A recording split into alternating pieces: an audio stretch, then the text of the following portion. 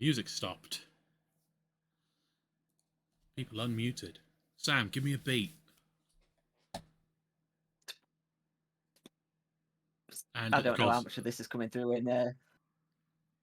Nothing. Oh, replays in chat. Indeed, I saw that. Well. Right, so let's begin. Hey all, welcome to the show. Starting pretty much bang on time, which is unusual for us. I'm here with my usual collaborator, Sam.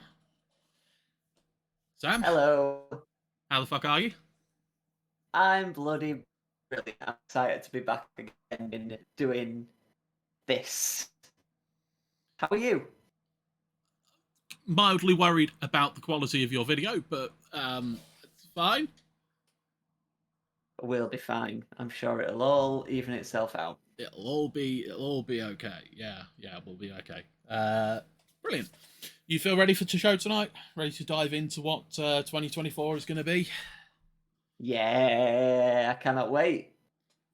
What we're looking at? Well, tonight we're going to be talking about things that we're looking forward to in this coming year, albeit a little bit late at the end of January. We've got a list of 6 video game titles from major developers or publishers, 12 from independent developers or publishers, few in there that, you know, either yourself or me haven't seen, or I haven't seen. We'll then discuss the ongoing speculation about the new Nintendo home console, whether that will be released this year or not.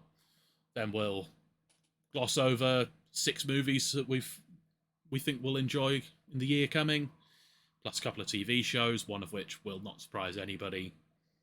Finally, we've got a fun board game we'd like to try, and you're going to go over the Magic the Gathering sets that are due to be released in 2024 whilst I take a well-earned nap. So I've become an even bigger nerd and gotten into cardboard crack. Yes. It's a jam-packed show. All that remains to be said is get ready for the Video Games and Chill 2024 preview. We'll do this and hope that nothing's broken.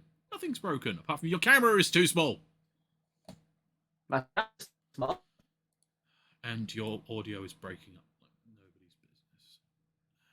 Let's do that. There we go. I don't can think move the camera closer to me. Does that help?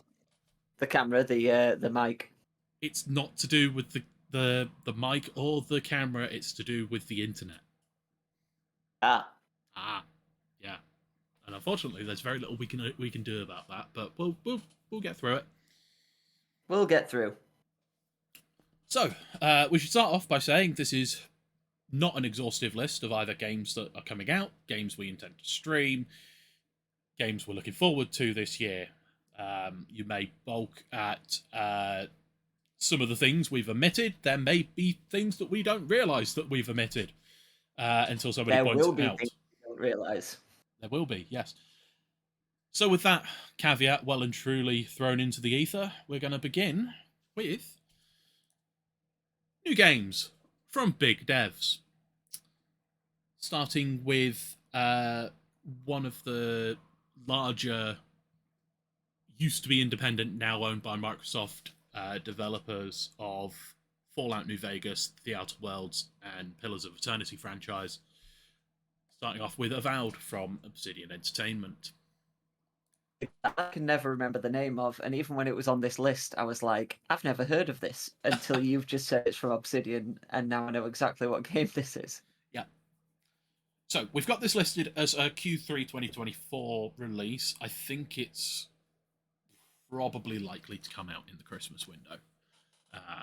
At the moment, I don't think there is an official release date, but there is an official gameplay trailer if we want to start off by watching that. Do it. Awesome. Now, remember, this is essentially Obsidian's version of Skyrim. Oh, that's very loud. Oh, I haven't started playing it yet, Dan. 13, 14, 15, 16, 17, yeah. 18.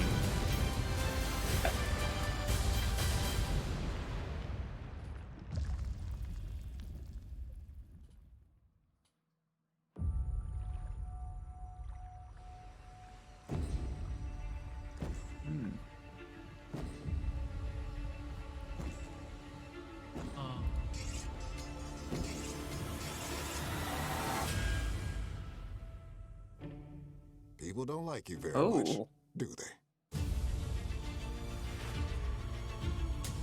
Sent here to the living lands by an emperor who couldn't bother to come himself. oh, it's very colourful.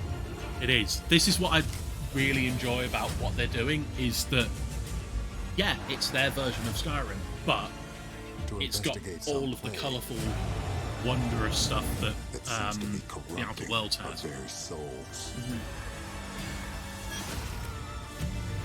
You want us to trust you. But the truth is, you scare us. Oh, this is very cool. The way you fight, Yeah, there are loadouts that you can set up so that you can power quickly you switch wield. between things. Oh, the brilliant. secrets you keep. There's a more recent trailer that came out You're earlier here last to week save us. that showed all of that, and it's like we could watch that, but that's like 12 Or minutes long. destroy us. Hmm.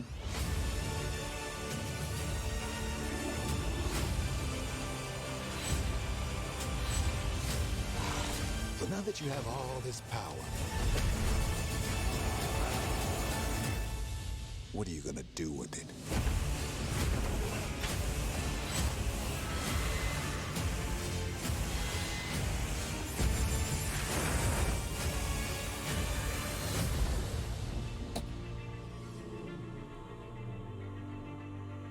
I mean, it looks dead good, doesn't it? Yep. So, yeah, it's coming this year at some point. I'm guessing Q3. Game Pass Day 1, because obviously they are owned by Microsoft now. It's also set in the same universe as the Pillars of Eternity franchise in Aora, so if you've played that, you'll have a bit of an in with the lore. Yeah. I also realized during the video that I spent so long on this this stream presentation and so long getting all of the attribution for videos correct, and the first trailer that we're showing has got the wrong attribution underneath it. Because, yeah, because Because it wouldn't be a Sam I'm- and Dan stream without that, would it? yeah, because I'm good at that. All of this stuff that we've done, and then it's just, we've also got this flagged as a potential stream title for myself. If you look above the trailer, you can see a little drop down arrow there that says potential stream trailer. If it's purple, it's me, and if it's blue, it's young Samuel. So that's something to potentially look forward to. I love Obsidian games. I do. I don't think there's been a game that I either haven't played or didn't like. Oh, we might have lost Sam. No, hear me? Oh, you there? Hello? Hi. Hello? Yeah, Am I you've here? just had a spike. Oh, very nice. Okay. No, it'll definitely fill the gap. Well, I say the gap before the Elder Scrolls 6 releases, which is what, like half a decade away Probably, yeah. at this Please, point. we've got Um, Starfield to release on every platform for between now and then. Well, that's true.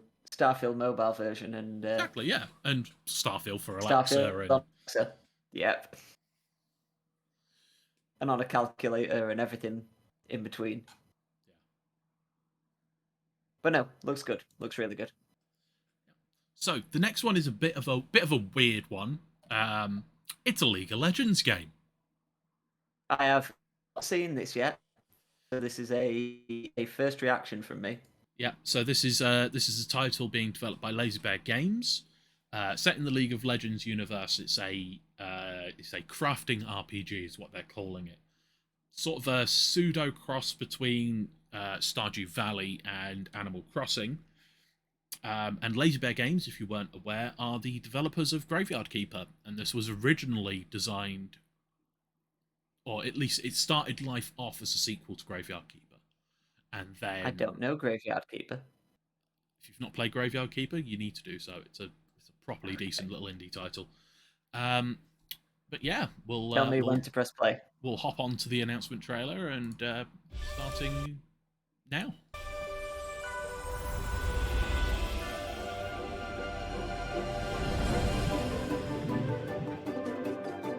Oh, okay. Yeah, you see why I've added it to my list.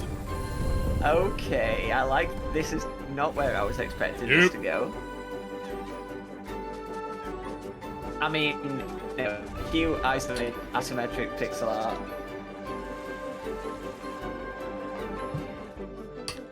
Colors, trends.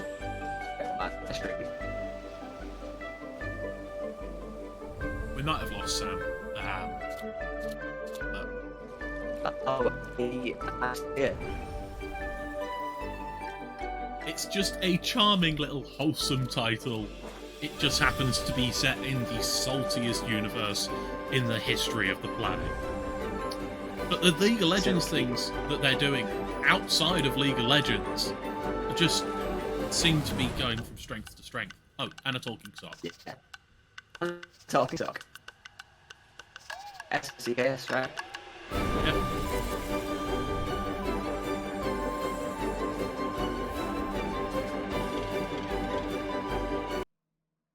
Oh. This looks so cute.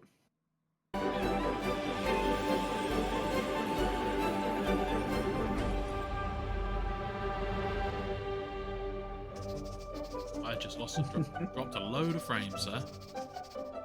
Yeah.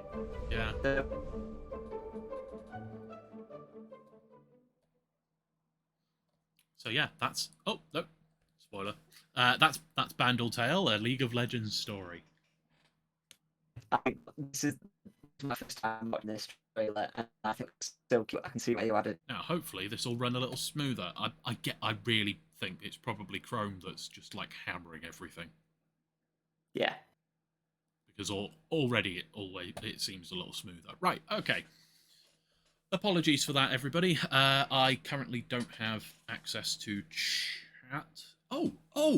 I can finally do this. Actually. Sorry, I got a new toy. You got a new toy? Yeah, I got my iPad, didn't I? So Oh, very nice. So I'm gonna see if I can jump onto chat there. Take it back, I've frozen now. What?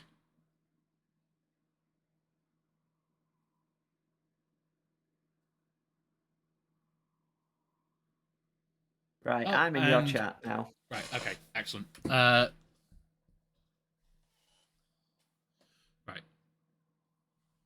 You're not frozen. Brilliant. Thank you, Ree. And I was going to have minimal interaction with chat this stream. Right, okay, so was there anything else we wanted to cover with Bandle Tale? Just that it looks super adorable, and that you were right. League of Legends have been doing some brilliant stuff, sort of outside of the main game.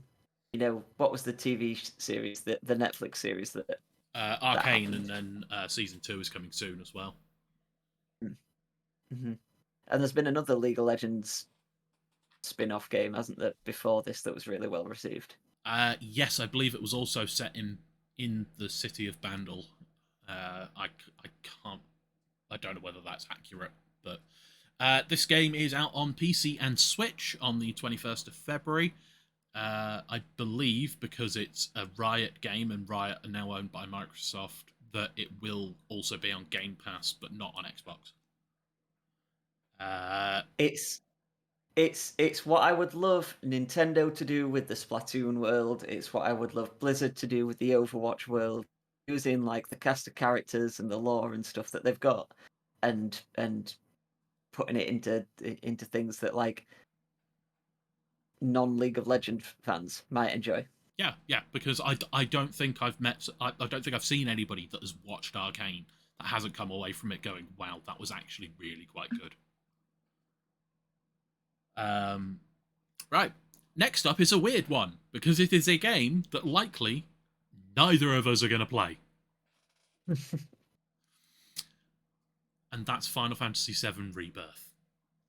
coming out on the 29th of February, which isn't real dates, so congratulations, Square Enix. On the PlayStation 5, neither of us own a PS5. It'll probably be out on PC eventually, but by that point, I'll have watched somebody else playing it. But let's watch the release date announced trailer. We'll go 3, 2, 1.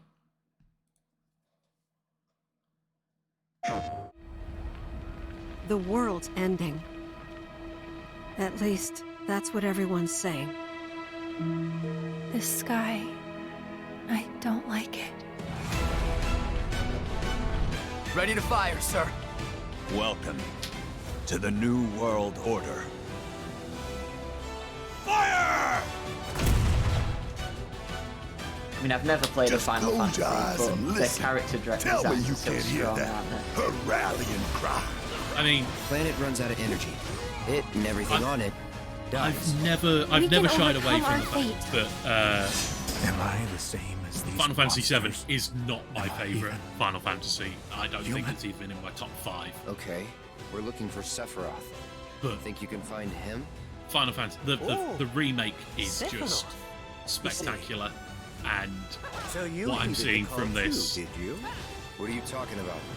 As you I can have see, no idea your what's brothers going to down happen. there are I having have a no little idea what they're doing with get-together. the story. I have no idea They're our what best chance of what's finding going to Sephiroth. Was carry he on just over riding on a from. Segway?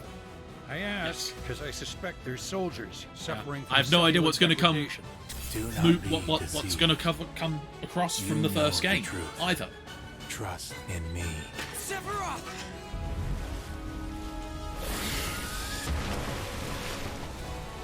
It's also worth pointing out that this is the only remake on this on the entire list of things that we've got, and that's because it's not a remake, really. But it is, but it isn't. It's a rebirth. It's a rebirth. I was going to say it's a reimagining, but yeah, it's a rebirth. Well, you won't have seen anything from the first half. It's not even the first half. No, but This I've- is the thing. I don't even know if this is going to be the conclusion to the story. Look! Look! I don't think it is. I think it's going to be at least a trilogy.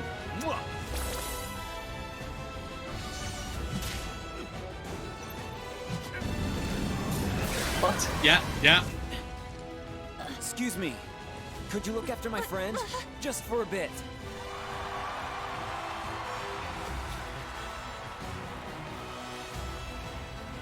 They're re-saying that they are doing 3 parts, but I Said only to appear when the planet is in grave danger. I still don't know. Dares disturb my slumber.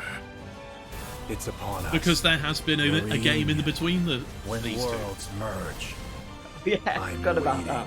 Cloud.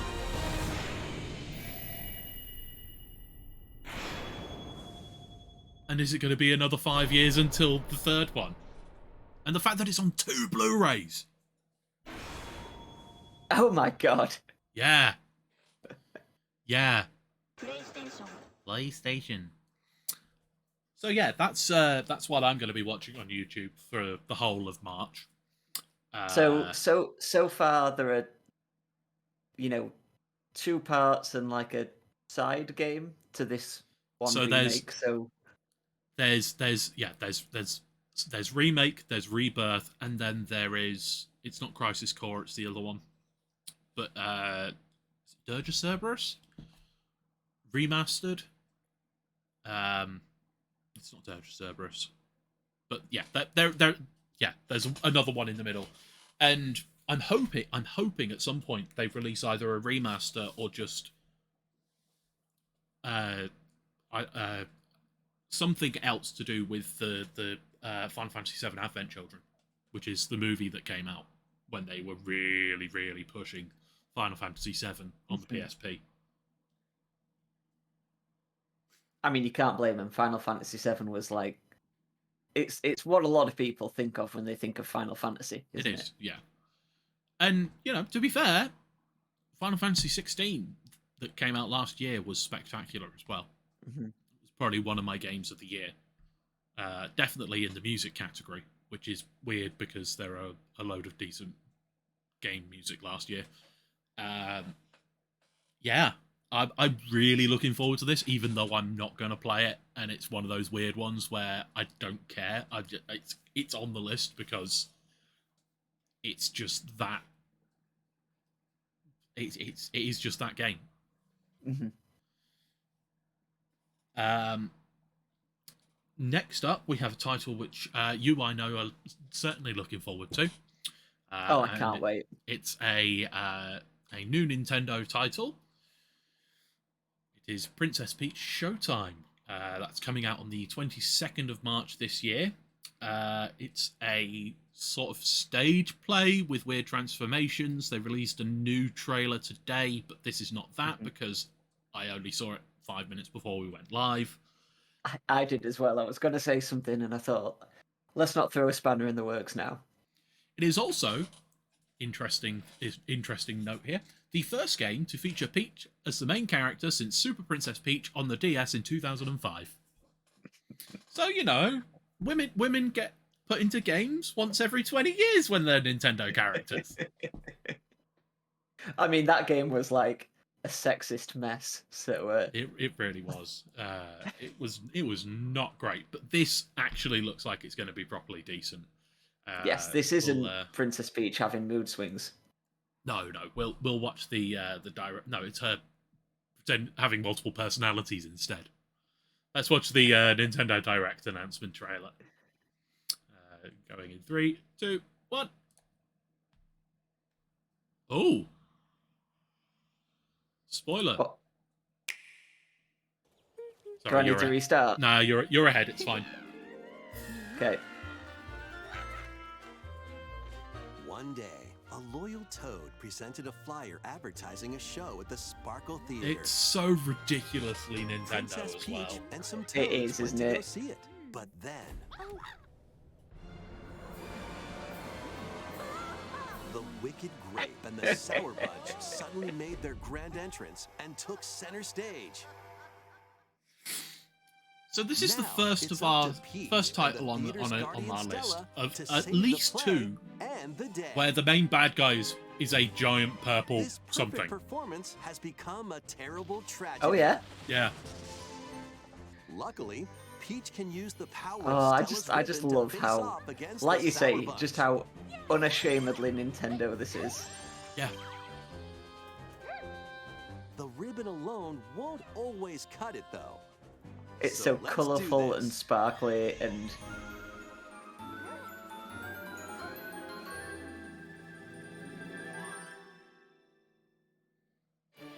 Whoa! The power of Peach clothes. transformed into Sword Fighter Peach. By transforming, she can use fantastic clothes are important for your show-stopping identity. abilities. Fend off the Sour Bunch I mean, with of course they are. sensational swordplay. Can Peach save this performance and its performers? There are more stolen shows to save. Valuable artifacts Oh, I from love this the museum Detective have gone Peach. missing. Become Detective Peach, investigate clues, and track down who done it. Oh, Princess Peach is playing Magic. Desserts Yes. have been snatched from this sweets festival. Turn into Patissiere Peach and save it from a sugar crash. It's like somebody The just. Sour Bunch got their hands I on don't this know. martial arts Does school. everybody at Become Kung Fu Nintendo Peach just and go take it into a back room from once a these year, foul take people? LSD, and then just throw whatever they want at the wall? And then when they come to the next day, they're like, you know what? Many That's other crazy, but it transformations just are might just work. Behind the curtain.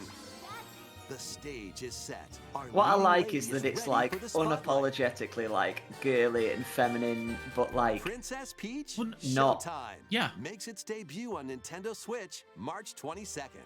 Pre-orders begin today. No, on thank you. Nintendo. We don't want to. Don't pre-order video games, guys. Don't pre-order. No pre-orders. No. so what I don't want from this is for it to be 7 levels, 8 levels of mediocre mini games, which it very much could be. You know, each costume could just essentially be a new mechanic that ends up just being a mini game gimmick. But I don't think it looks like that. I think it looks like it's got some sort of core gameplay mechanics, and then each level is going to be a new costume that's like a little spin on that.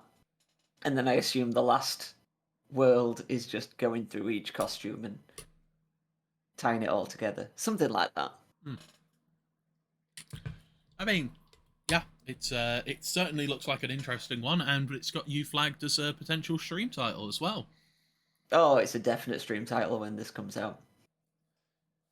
Fantastic. Right, coming up next is one of my most highly anticipated games of the last, I don't know, it was supposed to come out in March last year, but then war were declared in Ukraine. Oh, well, it's coming up for 2 years now, so... and that's going to be Stalker 2: Heart of Chernobyl.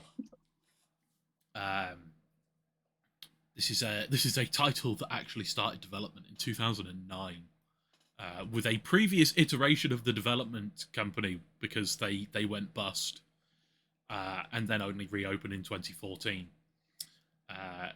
They've announced it's going to be out in September. I don't believe that, so I've put Q3 2024. It will be out before the end of the year, I hope. It's also on Game Pass day one.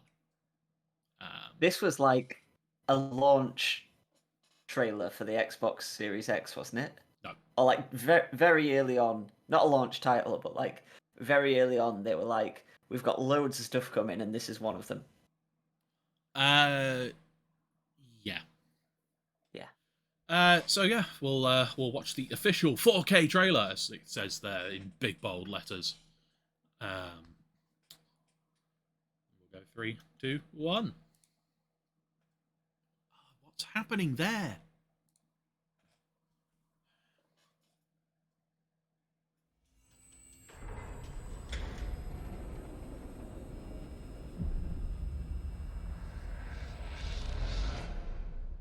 I was attacked while on a job.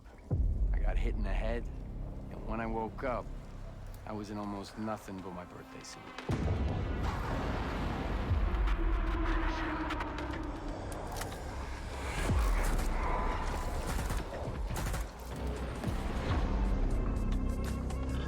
Some parts of this are weirdly reminiscent of like Fear. So the first game came out before Fear. No, I know, yeah.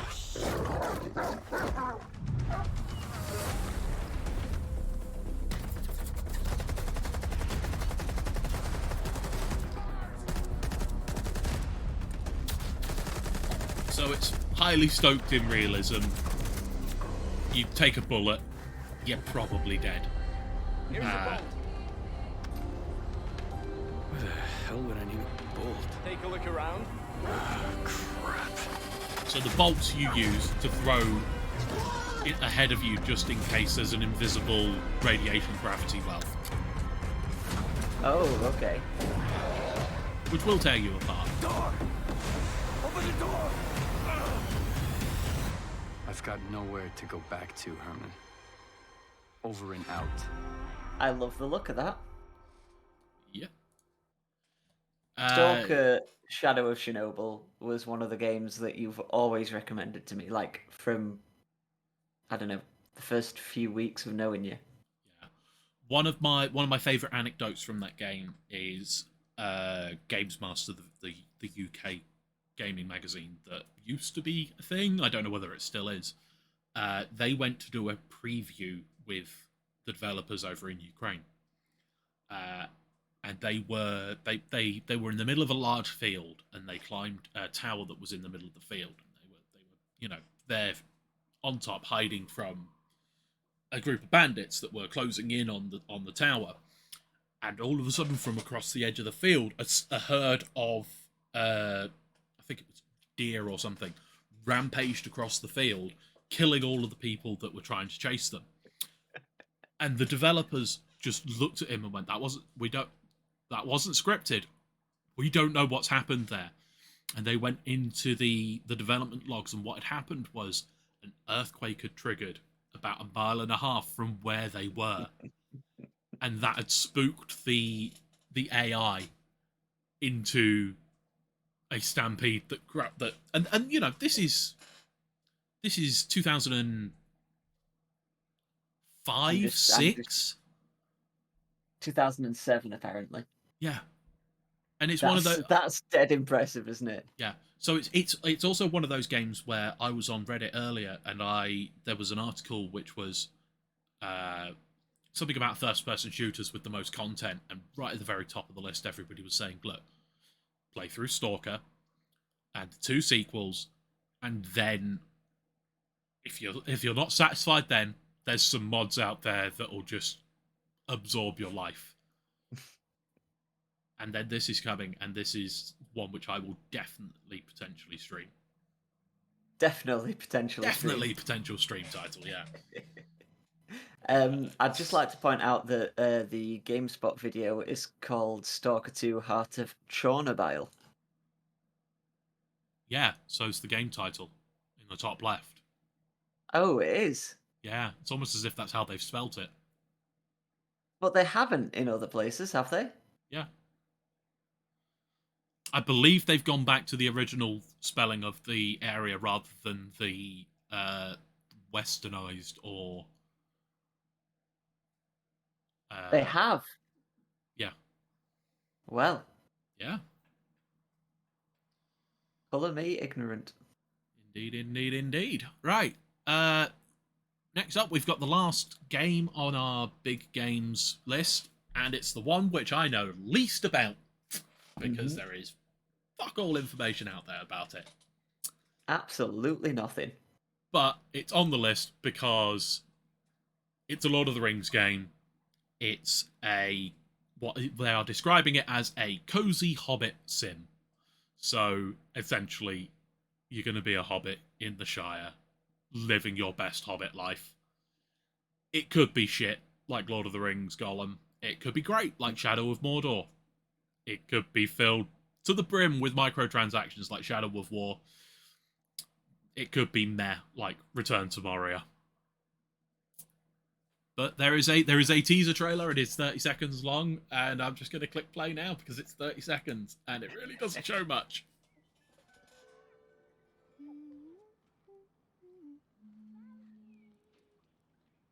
I mean, it shows nothing, does it? It shows nothing. I was trying to get any information about this game, and it's a Hobbit game. Yep. That's all I could get. Yep. Is it like a Hobbit farming sim? I hope so. The whole thing? I hope so. I hope I get to choose to be a gardener for Frodo. Not even for Frodo. Set it any time period. Don't care.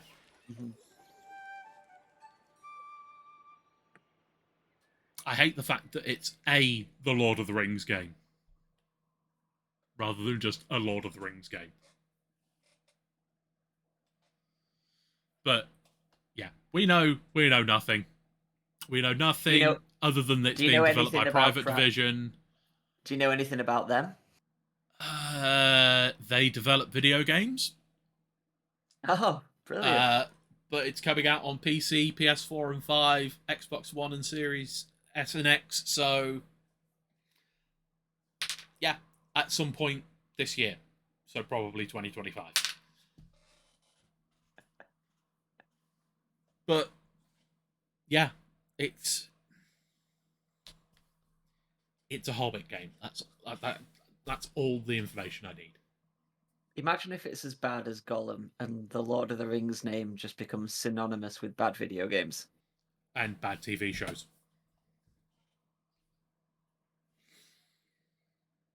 Apparently I'm in the walls. Right, so that's the last of our big games. Next up is new games from indie devs. And I think I only added like one to these, right? No. You added one last night, which was completely unexpected, and then you've got 3 or 4 in there that you've said, can you make sure this is on there? Oh, I've got 3. Yeah. So the first one is a horror thriller with classic Disney animation and music from the mind behind Remothered, Chris Darrells. I'm going to say nothing else. We're just going to play through the trailer. The Doesn't show any gameplay really, but just yeah, we'll go 3, 2, 1. I don't know why that's happening. That's really irritating me. It all starts and ends with a girl, too small and inadequate for that world of ash, tar, and coal where she was born.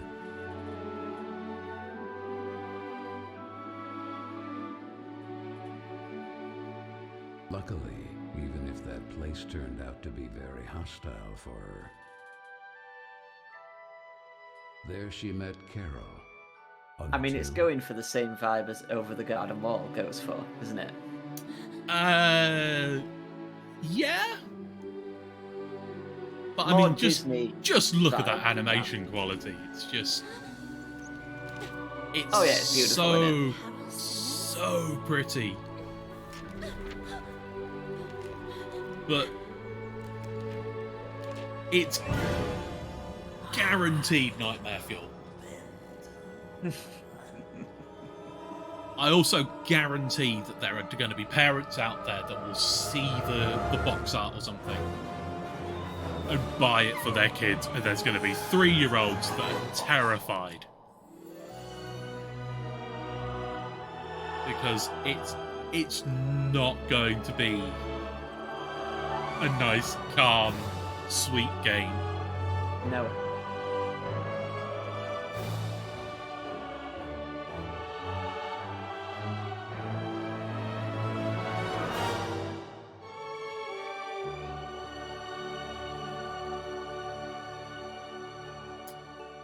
This is also coming out on everything. Switch, PlayStation, PC, Xbox. It's a title that I'm probably going to stream at some point. Mm-hmm. Because it has my vibes. Yeah, I love the look of it. Anything further to add with that one? I don't think so. Just big Over the Garden Wall vibes. It's Over the Garden Wall meets Disney kind of thing. Yeah. Next up on our Really list good. is a title which you added, developed by the German developers Bildenton Fabrik, or BTS. BTF, sorry. BTS is the K-pop band. Developed in Berlin. It's a pretty purple painting Metroidvania. Constance.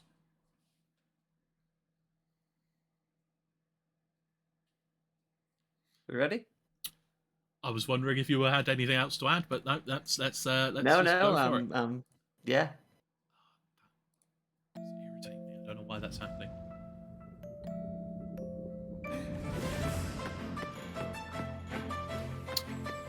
You can tell it's a Sam title. Oh, it's definitely a Sam title. Are you kidding me? But also not just a little I don't know where my brain went there. Woo! Gerx has got audio. Just in time for some of the indie titles with spectacular music. So, the demo is out now. The full game should be out this year. So like art style and everything aside, which obviously is right up my street. Can you see the one reason why I really like this? Yeah, because the protagonist is a purple-haired woman with a giant paintbrush. No, I mean yes, obviously, but the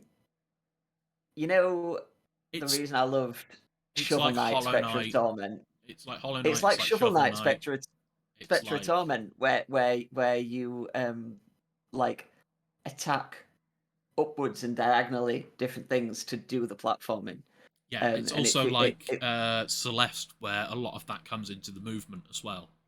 Mm-hmm. Yeah, the attacking comes into the movement and like all weaves together. Yeah, it looks right up my street. I'd really want to stream this when it comes out. Yep. Yeah. and it's coming out on PC. And like I say, the demo is out now.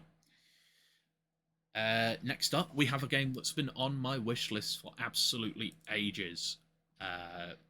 It's a game called Eiyuden Chronicle 100 Heroes, and I've butchered the pronunciation of that. It's a retro-inspired RPG with over 100 heroes, including a Shark Man. Let's just jump straight into the trailer, which is going to break everything. Oh no, that one's fine. A heroic tale will soon unfold.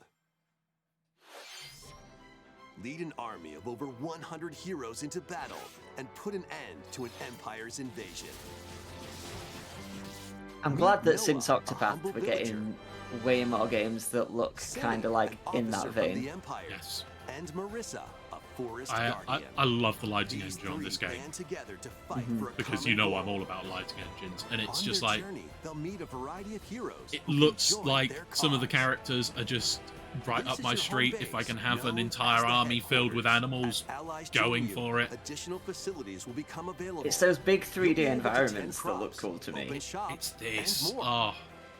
Each hero you encounter has their own backstory and motivation. They may not always get along at first, but these conflicts may strengthen the bonds between your heroes. Trust, betrayal, justice, and truth. A heroic tale will begin when Eiyuden Chronicle 100 Heroes launches on Nintendo Switch, April 23rd. Excellent. So, it was kickstarted, I believe? And then because it breached some of the stretch goals, there was a prequel that was made, which is available now. It's available. It's coming everywhere on 23rd of April, but it is going to be on Game Pass day one. It's a classic JRPG that I'm probably going to put a lot of hours into, unless it's crap. But it doesn't look like it's going to be crap. I mean, more, even if it is crap, it's very, very pretty. Yes, yeah. And shark people. And shark people.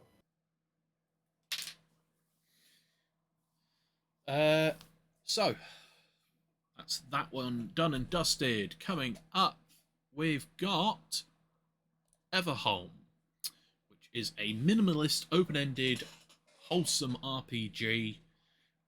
It's very, very pretty. This is very much a title that I believe would be right up your street.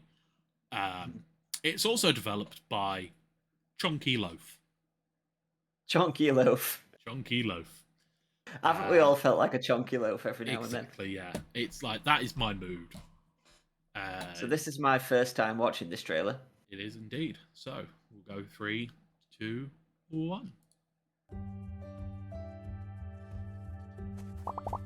Ooh. That opening shot was very pretty.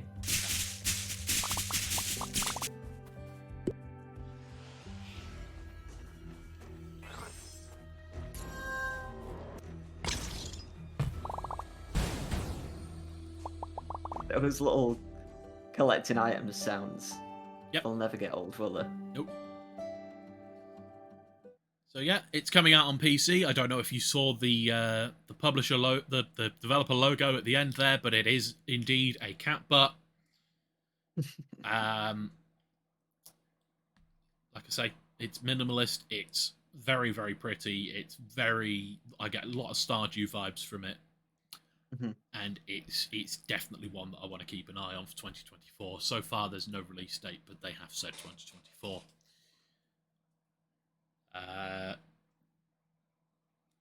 Okay. Anything else on that one? No. Looks cute. Brilliant. Right. Next, we have probably the largest indie title on this list. And that is Hades 2. The sequel to Hades, surprisingly, by Supergiant Games, coming to everywhere, apart from Switch, apparently, but I can't imagine it not coming to Switch. Did you ever play the original Hades? Yeah, I put a little bit of time. I put, like, for me, a lot of time into it, but not actually that much, if that makes sense. I did like, I don't know how many bosses there are, but I did like either 3 or 4. I never finished it. I never like completed a run. No, I never completed a run either. It's one of those where at some point I'm going to pick it up on my Switch, and I was playing it on Switch. I was very much enjoying it, but time, and I don't know if I'll end up picking it up again. But yeah, enjoyed what I played. Hades 2 is coming out, and we'll have a look at the trailer. Yeah, going 3, 2, 1. After 3 years, and who knows how many deaths, we still can't get enough Hades. And apparently neither can its developers. In Supergiant's first sequel, Hades is imprisoned and the Titan of Time is loose. You're the witchcraft-wielding princess of the underworld striking out against the forces of Kronos. It's really something to imagine how Hades 2 could build on the slowly unfolding storytelling and elegant design of the first game. You know, sometimes I wonder if I should have sat down and watched this trailer before I put it on this video. Because that wasn't great. There wasn't much there, was there? No, but I think I don't think you need to see much more than that, because it's like, hey, different protagonist, but it's more Hades. Here you go. I really like the design of the protagonist this time around. Yes, I mean, I liked Zagreus as well, but she cute. Yeah, of course you do. Yeah. But like. This is something I was going to mention just before the trailer started, but she touched on it, that it's Supergiant's first sequel, and of course it is. When you've got something as successful as Hades, won Game of the Year, didn't it, at the Game Awards when it came out? I don't know whether it won at the Game Awards, but it won quite a lot of publisher. I don't know. There's a lot. It won a lot of awards. But obviously, you want to capitalize on that success, don't you? But with the new character and the new sort of direction for the story, it looks like they're doing something new with it. It's the voices the narrator from Baldur's Gate 3. Right. Next up is a secret title. Dun, dun, dun. So there is one game on this entire list that I found yesterday or over the weekend, which I told you that I wasn't even going to put in until we were done with the presentation, because it is a game which is quintessentially Sam. And we'll jump to what it is. This is a game from the developers at Phantom Coast called Hellskate. It is... Well, let's just jump into the trailer. Well, let me tell you, I saw I didn't like go into this slide. I've not seen the trailer or anything, but I saw the little preview of this slide on the presentation. I saw the name Hellskate, and I thought, this is the game that Dan was on about. Being right up my street. Yeah. So I can't wait to watch. Yeah. We'll go 3, 2, 1, go. Oh. So the guy to win, that's Anton Falcon. And Anton just wants to skate. He wants to do grinds, manuals, flips, any trick you can think of, really. He even has balance meters. Oh my god, yes. This is Hellskate, a game where you fight to skate and skate to fight. Monsters will try to stop you since everyone hates skateboarders, but luckily for you, your deck is a weapon, literally. All you need to do is skate towards enemies, get close, and mash the attack buttons to give them hell. With the perks you get from gear and stickers, you'll hit even harder, in style. But what you really want to be doing is skateboarding tricks to power up your attacks. Like a Benihana that ignites your weapon, or a heel flip that summons lightning, or a plus 800% damage barrel roll followed by a metal chain shooting kickflip into a grind for extra crit chance, and watch numbers go up. Don't let me tell you how to make your build. There's a wiki. And don't fear the Reaper. Death's just part of the game. Sure, you'll have to bust out of mall jail every time, but shopping centers are a great place to spend your earnings. You can get a new deck/weapon from Ginny, You gonna shop or what? or visit Layla to get permanent upgrades to both your skin and your powers. You gave yourself Oh, so it's a roguelike as well. The stronger you get, the farther you go. The farther you go, the better the gear. The better the gear, the stronger you get. And maybe one day, you'll even get past Garland. Watch your tone. Wake up every morning on the wrong side. Why won't you let me skate at the beach? There is no beach. The hellscape just goes on forever.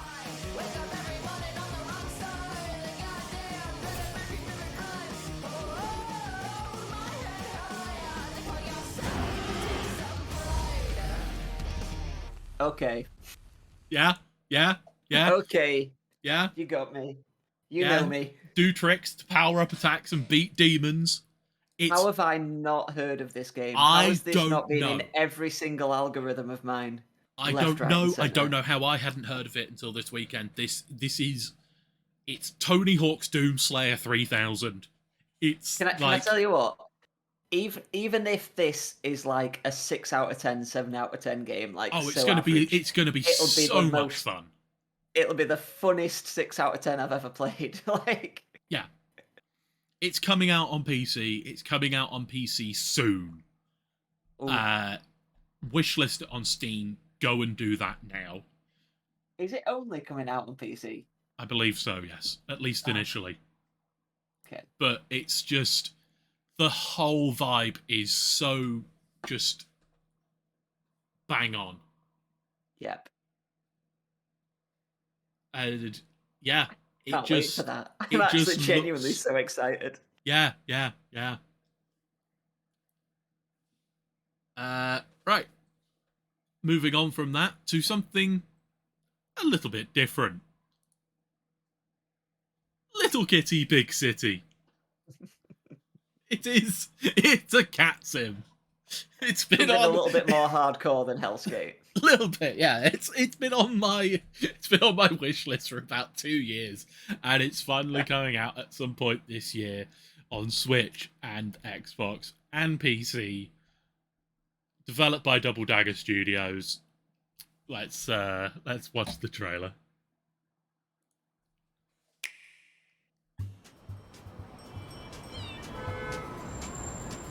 Oh.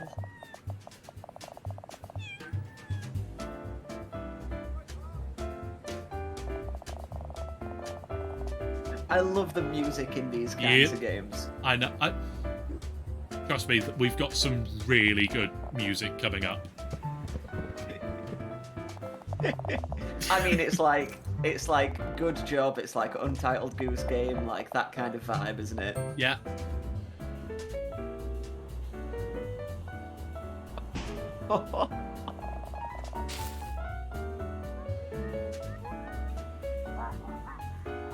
I wonder if this is like a 15 for cartoon violence against birds. Oh, Don't know, don't care. I mean, just look at the hat. Yes, there are cat hats. You can push things.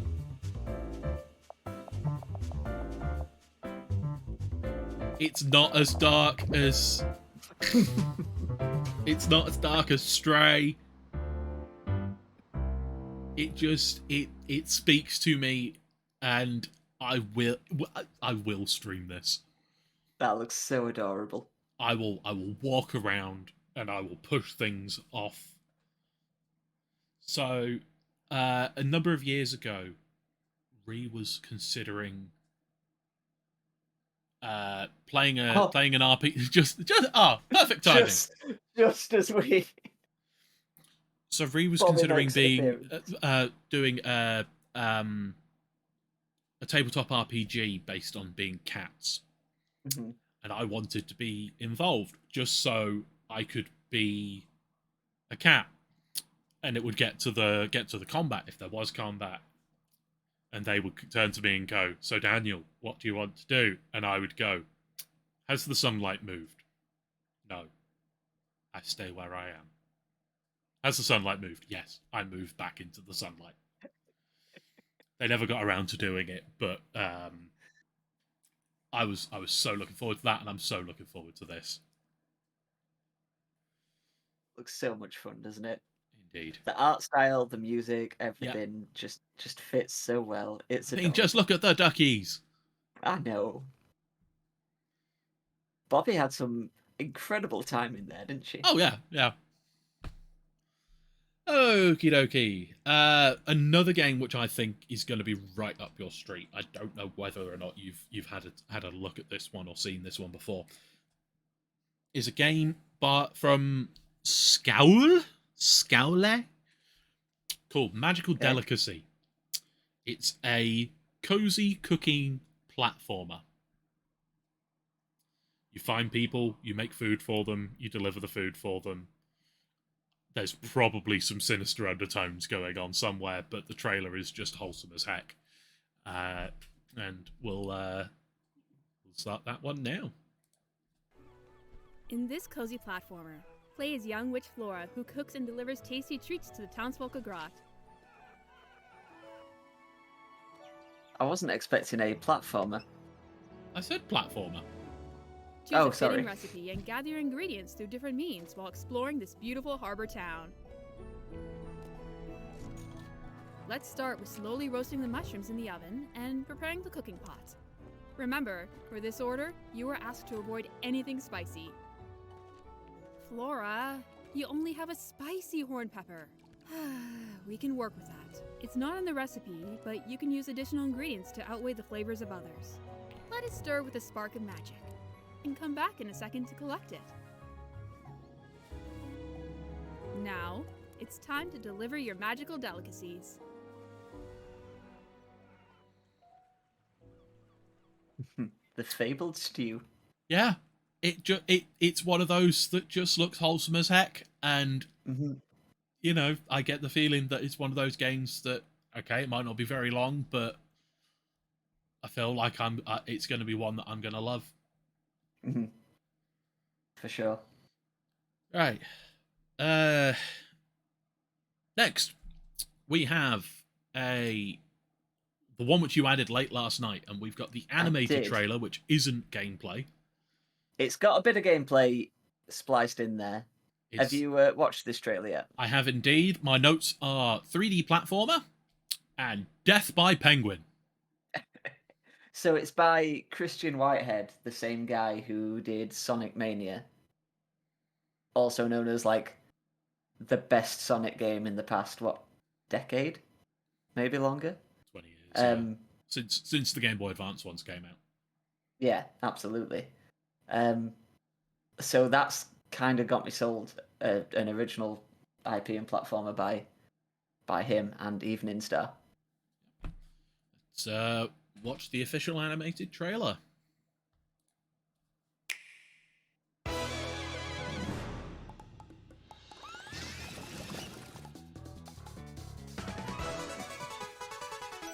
Again, music is just spot on. Oh, absolutely. And you know, I considered finding a gameplay trailer, but she was being chased by like an army of penguins. And I was like, oh, it's an Australian game. All right, Sheila.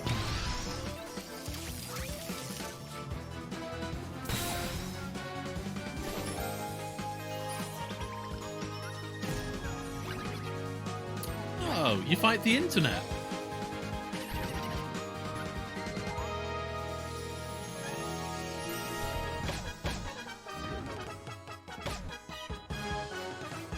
That's the third giant purple bad guy.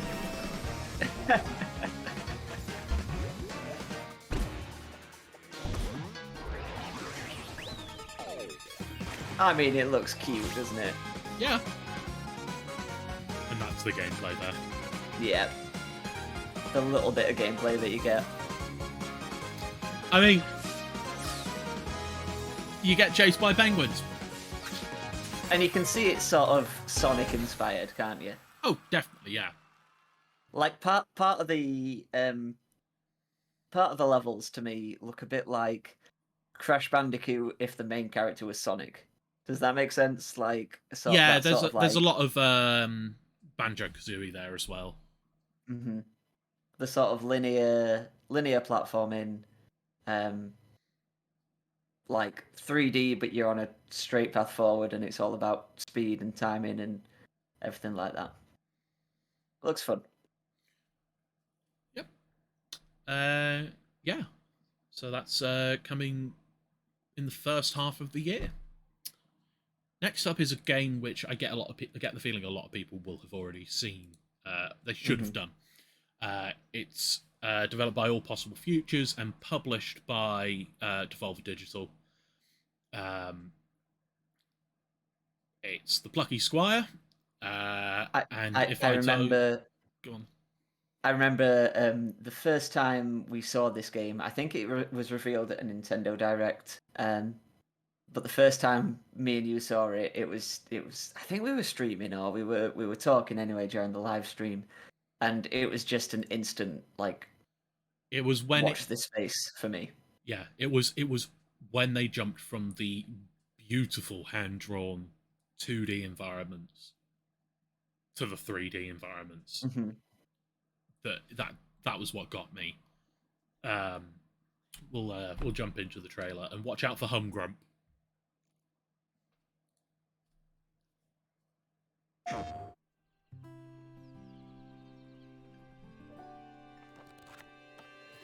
Welcome to the land of Mojo. Here we find Jot, the plucky squire, and his friends, Violet, Thrash, and Pip. Our heroes protect the land from the villainous sorcerer, Humgrump. Just strikes such a wonderful to the edges of their tone, realm, so and even charming, beyond. and then that happens, and it's just... There, Jot finds a whole new world to explore, with dangers, surprises, and attractively furnished accommodation. It's our heroes there must is a battle lot Humgrump of across the two A realms Link Between if Worlds they are to save their beloved land in this game. from his diabolical Yeah, for sure. designs. A Link Between Worlds, like Mario Odyssey Off with the the page 2D and sections, things like that. But it seems like they've just really dialed it up to. Yeah. I want to say not 11, like 25 out of 10. It's just, yeah. It looks great, and I hope it plays as good as it looks. Me too. I hope it's as inventive as it looks. Yeah. Because if they can do enough with that mechanic, you know, the whole mechanic, the setting, everything like that, which it looks like from the trailers they are, and have it not outstay its welcome, it could be a game of the year contender for me. Honestly, it speaks to me that much. I really like the look of this. Yeah. It's a really, really cheery title that you've got as a potential stream title. Mm-hmm. And from that, we're gonna go into something just the other end of the spectrum for the last two games. Nice segue. Next up, we have a post-apocalyptic action platformer from the developers at Sad Cat Studios. Now, the audio on this was so good that I found the track and sent it to Sam before we got to this. This is very up my street. This is what this is from. Yes. Okay. I'm not going to say any more. I'm just going to start the trailer in 3, 2, 1. Leads to thousands of American lives lost in the last 2 months alone. Cannot estimate the spread of radiation. After the abolishment of nuclear power, old mining complexes were reopened across to reduce our international affairs and focus on our own country. Phoenix Corporation representatives assure the walls were built for our own safety. Ooh.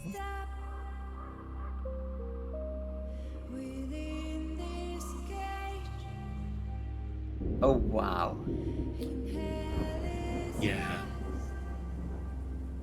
Oh, wow.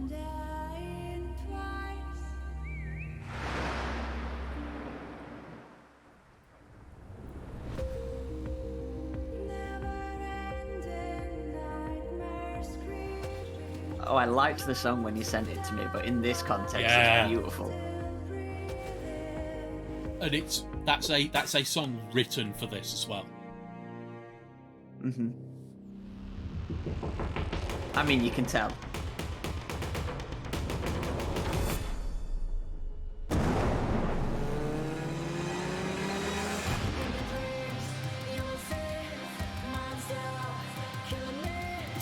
This looks so unique.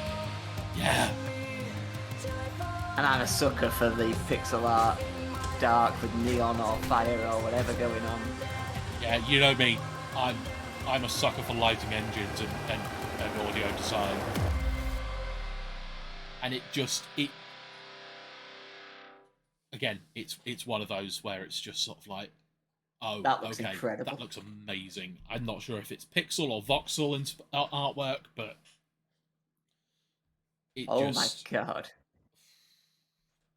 So the premise behind it is that you are an AI that has been forced into a human body. Okay. Yeah. So very, very, very like Soma almost. Oh no, like the opposite of Soma. Sort of, yeah, the opposite of Soma. It's sort of loosely Blade Runner-ish. Mm-hmm. Which, you know, given the aesthetic is yeah, just it is a game that when it comes out, I will be streaming it, and yeah, it's coming soon, but there is no release date. Isn't it? I mean, that trailer said 2023, so I mean, oh yeah, this is an old trailer. But hopefully, it just means they're working on it a lot. Yeah, again,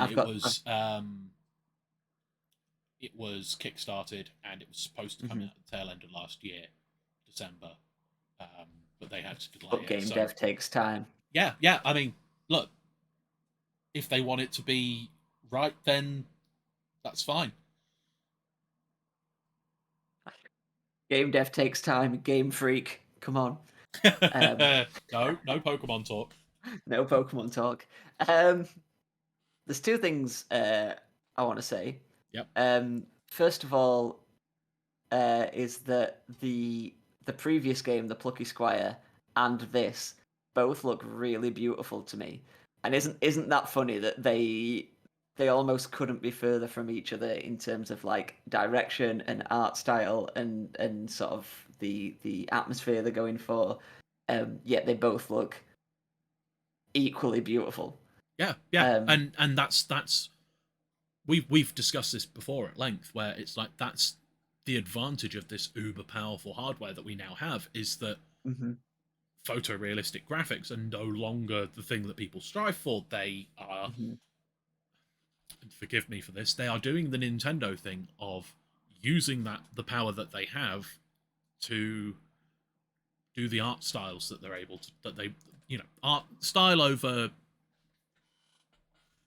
fidelity has always been a good thing. Yeah. The second thing I was going to say was that it reminds me a lot of Kentucky Route Zero in its vibes. Yeah. There's If also you remember, there's also that's what I another streamed. Yes, there's another cyberpunk based game that's coming soon. I don't think it's got a confirmed release date beyond the tail end of this year. I can't remember the title of it either, but they're very similar in terms of, similar vibes, but obviously with it being a cyberpunk title, there's a lot more neon, and it's just sort of like this sort of, like I said, lighting engines with audio design is just me down to a T, which leads us nicely into the last game of this section, which you asked me to put on, but I'd already had it in the back of my mind, and that's the new game from the Chinese Room, who one of my favorite devs, who developed Dear Esther, Amnesia: A Machine for Pigs, Everybody's Gone to the Rapture, amongst others. It's set on a falling apart oil rig. This is the trailer that they did at the partner preview last week, and since that point, they've said somebody on Twitter asked them for a picture of the thing that's chasing you, the villain, the bad guy, whatever. And I've interpreted their response as, you might not ever see them. Which, if anybody's ever watched horror films or, you know, it's... So everything's let down when you see the villain. A response that I saw was that someone asked to see the monster or something like that. Yeah. And a response that I saw was something like, we're not actually thinking of them as monsters, they're horrors. Yeah. And it's like, oh, what like very sort of what's the word? Lovecraftian. Shall we jump into the trailer? Let's do it. And we'll go.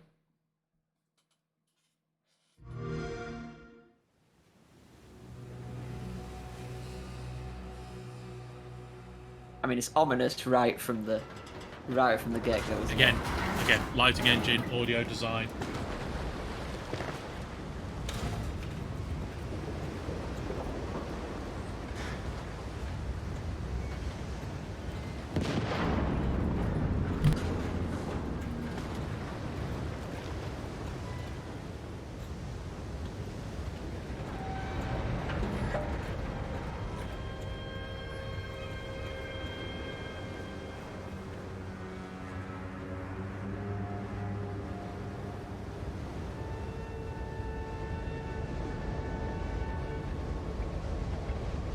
Just that awful vibe of what am I looking at? What?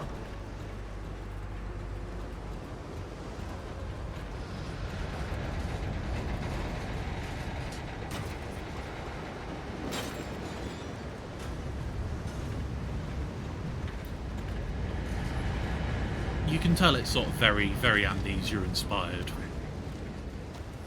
Yeah, definitely. You're not going to be able to fight the horror. No. And very much their Amnesia game, A Machine for Pigs, you know, and very much Dear Esther.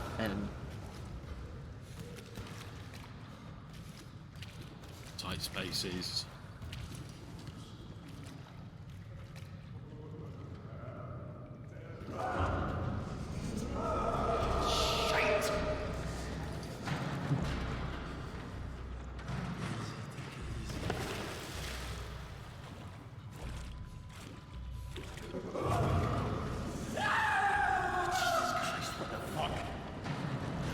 It's going to be terrifying.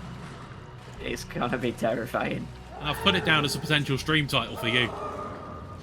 Thanks. You're alright. It's alright. Hey, you did Alien Isolation, alright? We'll stream it together. It's fine. I did a few horror games, didn't I? Yeah.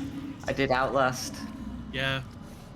We'll start doing horror games together. It'll be fine.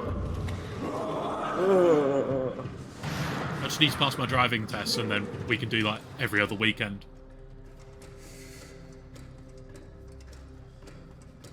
Oh, this is awful.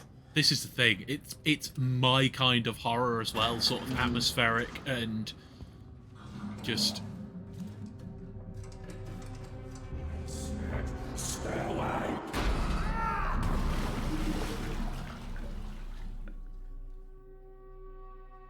Early 2024. I believe it's going to be on Game Pass. Yep. It's yeah.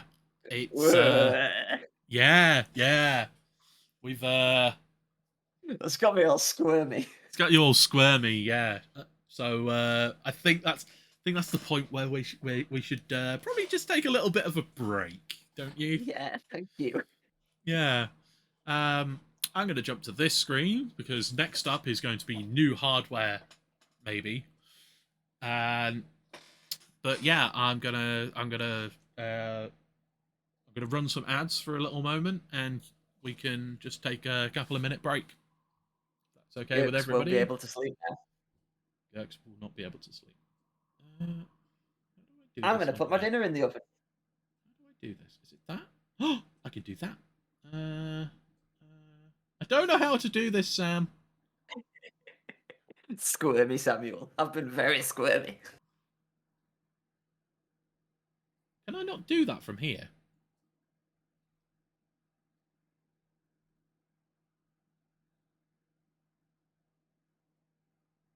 Apparently not. Huh, okay, well, we'll open... We'll risk opening Chrome.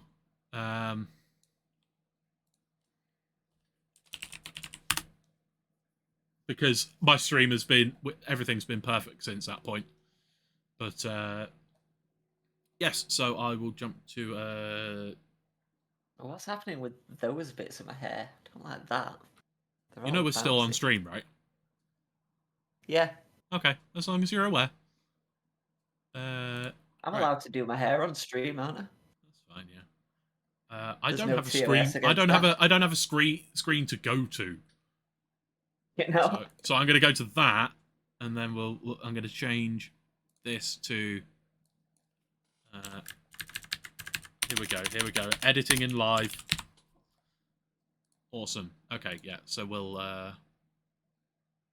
That was a bit overexposed all that time, wasn't it? You're still on stream. Right, and now we're muted. Yeah, welcome back to our 2024 preview. I have sushi. That's not cooking dinner, you prick. Oh no, dinner's in the oven. I'm having sushi as a snack. Oh, you're doing a nick, are you? Having a snack while dinner's cooking. Yeah, Absolutely. he would cook pasta, and whilst he was cooking pasta, he'd have a sandwich. So, first half is done. Game's done, pretty much. We're going to have a brief discussion about the new Nintendo Switch 2. That's the official logo there, right above me. As you can tell, very professional. As you can tell, I mean, there's an empty slide here. There have been a lot of speculation over however long it's been. Just everybody seems to have an opinion on Switch 2. So it's so funny because I remember in, what was it, like 2021, I want to say, the Switch Pro was definitely coming. Like 100% it was coming. 100%. They had screen, like 4K screen orders from Samsung, and they'd had this, that, and the other, and it was going to be native 4K, and it was a Switch OLED. Yep. So like, I am kind of just believing nothing. Until I'm very much the same. I don't know whether you saw yesterday. There was an announcement. There was an article. A person on LinkedIn had posted something that would indicate that Metroid Prime 4 is coming later this year and is a launch title for the Switch 2. Metroid Prime 4 confirmed. I mean, Metroid Prime 4 is confirmed. No, okay? I know. Okay? I know. It's not Half-Life 3. But no. I mean, you look at some of the headlines we've got here that you can see. The big one was Game Shark. Did you know Game Shark was still a thing? Because I didn't until there was an article about the fact that Game Shark accidentally leaked their release date.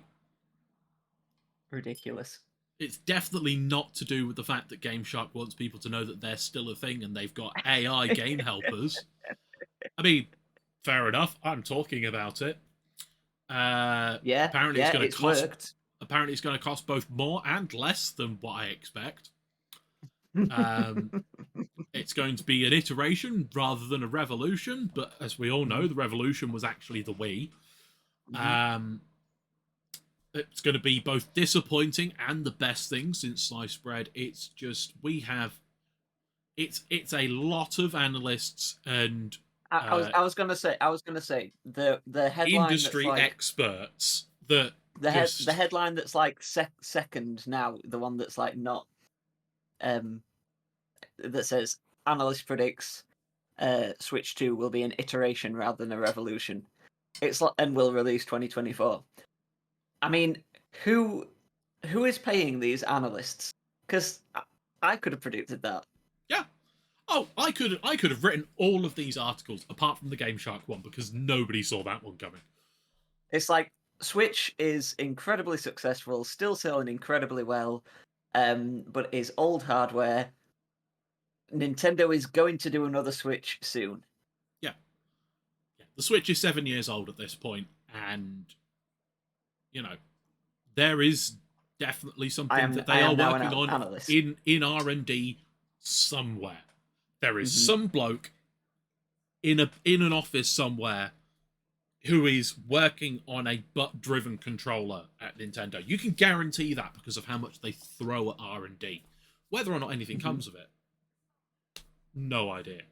But we know nothing, and we won't know anything until Nintendo come out and say, "Hey, you knew nothing."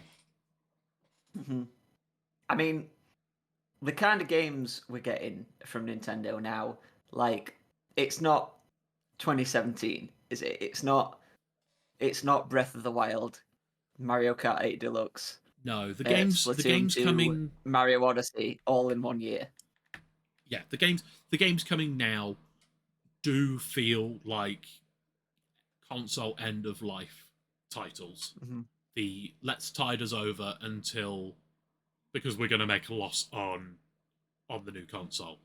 It's the Princess Peach Showtime, whilst it looks great, is definitely one of those titles. The Paper Mario Thousand Year Door remake, remaster, whatever it is, is a remake. Super Mario RPG remake. Luigi's Mansion 2 remake. That's just a remaster, I think. It's just HD. You know, that it does feel like they are sunsetting the console. But at the end of the day, we do not know anything. No. Do you want to know? And I said we weren't going to talk about it. I said we weren't going to have any speculation or anything. Do you want to know the one thing that makes me think that potentially it is coming this year? Go on. The fact that we've heard nothing about new Pokemon titles. Here's the thing, though. If a new Pokemon title comes out this year, even next year, even if Switch 2 comes out this year... Oh, it's too early. Like, I'm not saying that it's not too early, but it's... No, I'm not going to say that. I reckon they still release the next Pokemon game on the Switch. They always have. They've always gone for the larger install base. True. I mean, what they could do, and again, not saying that they will do because it's Nintendo and Game Freak, they could cross-platform it, but properly cross-platform it with like feature parity and everything, and be like, hey, so this is what the Switch 2 is going to be. You buy it on Switch, you get the Switch 2 copy. You can play with your friends across console. What do you get with the Switch 2 version? Higher resolution, better textures, you know. But it's Game Freak, so I was going to say more entities on screen, but they already struggle with 2 entities on screen at a time. So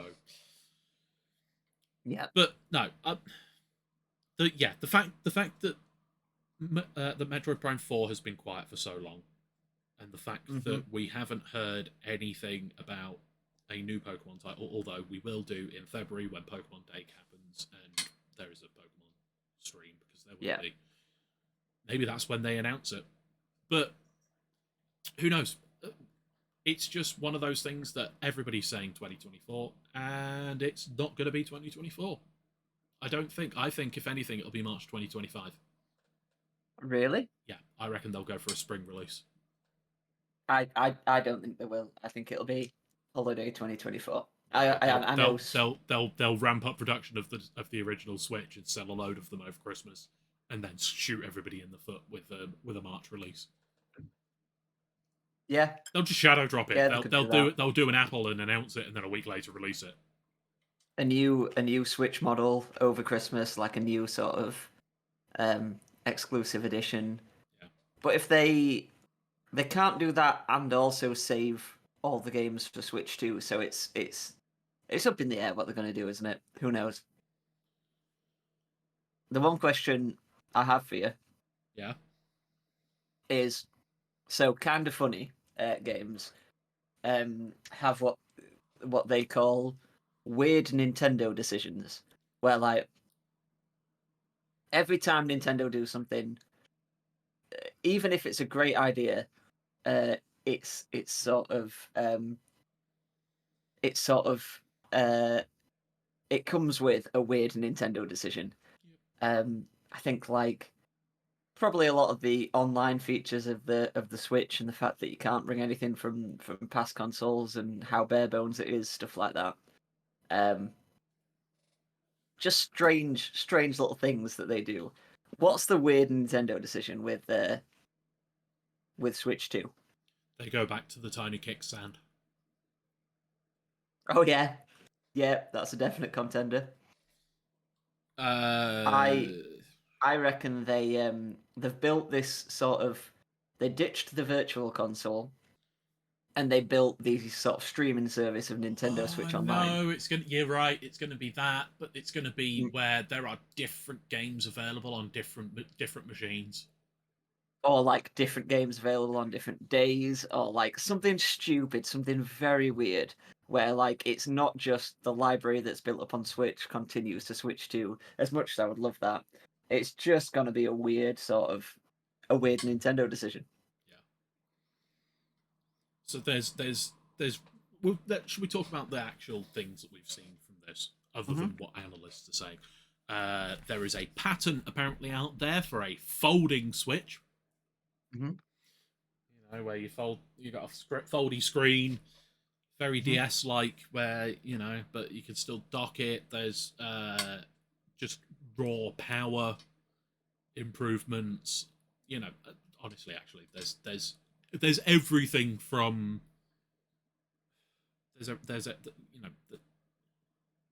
there are too many out there to go through, I think, actually.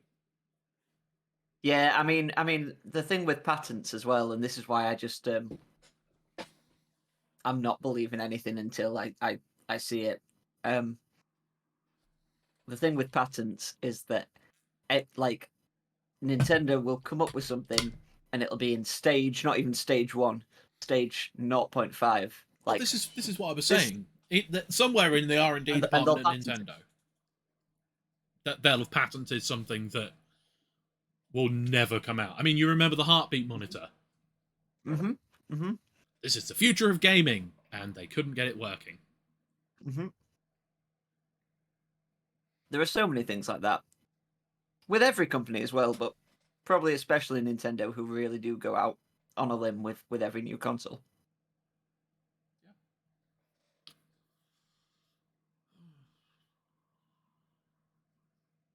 So final thoughts.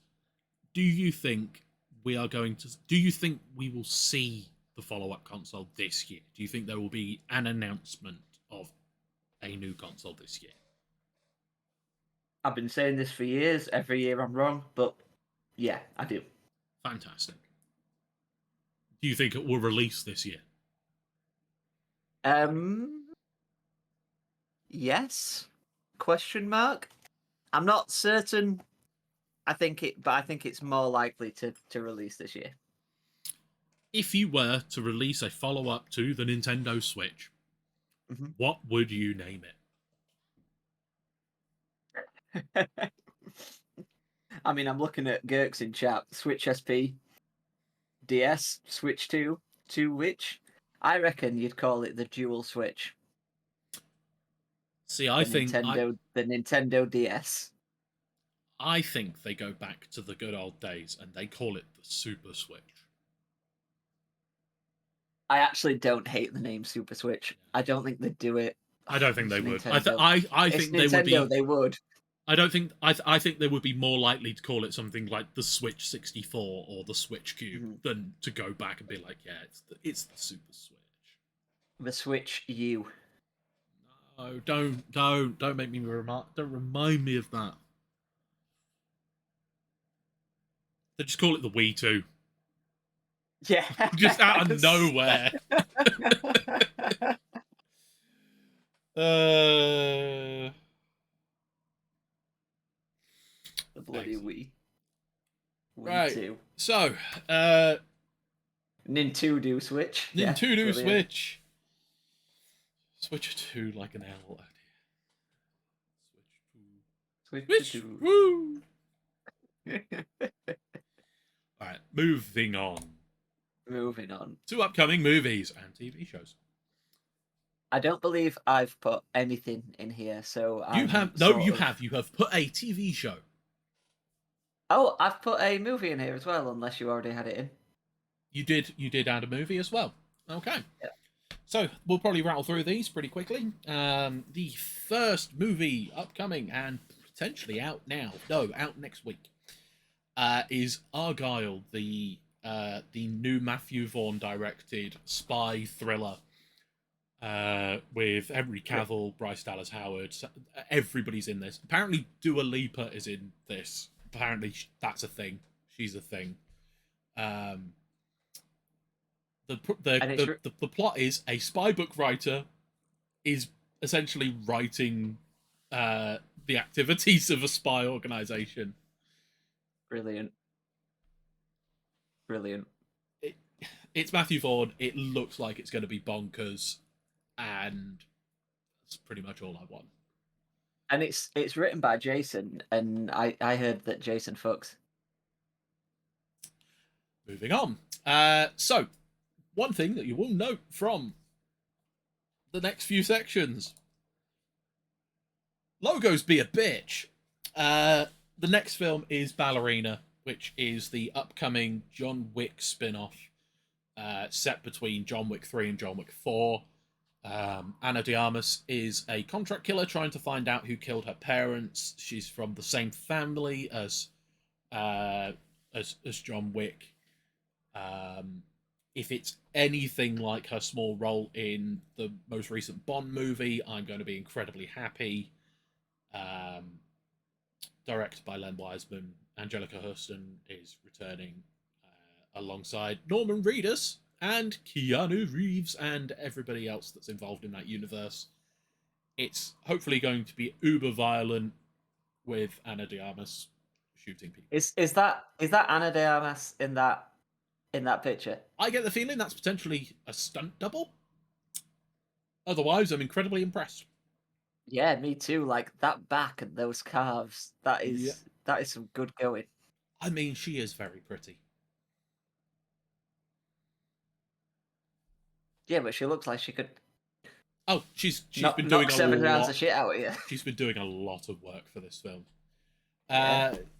That's it's out. It's a cool physique. I love it. That's out June 7th. There is so far, other than this one image, nothing on the internet. Not a logo, not a trailer, not a snifter of anything. Right. Next is the inevitable Borderlands. You say inevitable. I kind of.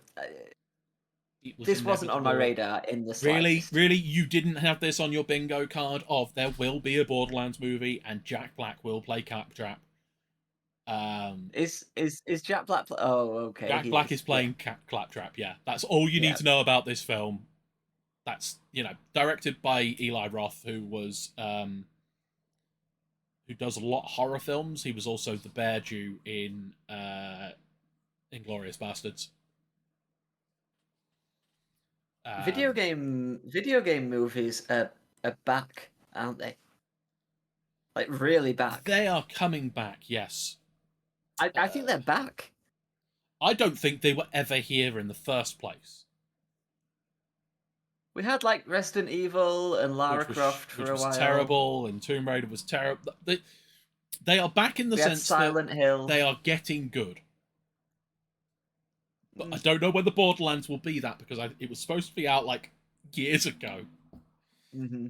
But yeah, I mean, I'm happy to be proven wrong, but also this is the point where I turn to you and go, are we going to co-op Borderlands at some point this year? Yeah, let's do it. Why don't we do the Tiny Tina Borderlands? Oh, Tiny Tina's Wonderlands.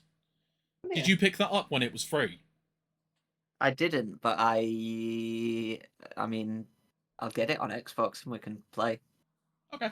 Yeah, we'll do that. I'm assuming there'll be sales. It might be on Game Pass. Probably not, but it's not. But yeah, we can do that. I don't know whether we can cross-play between Xbox and we will be able to. We'll figure it out. Yeah. But I'd love to play the original Borderlands, honestly. or 2 Yeah, or 3. I got halfway through 2 and like just kind of stopped, but I was playing it on my own as well. I would love to play the Tiny Tina's Yes, D&D definitely. Borderlands. Because I haven't touched that one, and I've played the other ones. So yeah, let's do that one then. okay, Let's yeah, do that one. Yeah. Awesome. Borderlands coming to a theater near you, August 9th. Border Sams and Border Dams. Well, if you're bored of us, leave. Next up, Deadpool 3. July 26th. Everybody and their uncle has been rumoured to be in this film. It's Deadpool joining the MCU somehow. Again, nothing exists other than this artwork and a couple of shots of filming environments that I'm sets. That's what they're called, sets. A couple of set photos that I've tried to avoid. Yes, Barack Obama is in it. Okay, if you want to read through the entire list, that's it there. Todd Howard is in it. Okay. I'm glad ChatGPT is making an appearance. Oh yeah, it's going to be interesting to see them in their first film. But yeah, this is a strange one, and it's like it's not a complaint. It's like a worry that might not need to be a worry. It's on my notes as well. What's that? That it could be bloated crap. Yeah, I've not seen Deadpool 2, if I'm being honest, but Deadpool 1, like, obviously it was within the Fox X-Men universe, but it was very much its own thing. It was very much a and so was 2. So was 2, right? I had the feeling that it was, but I wasn't 100% sure. It was like telling the story it wanted to tell. It was not weighed down by other parts of the franchise and things like that.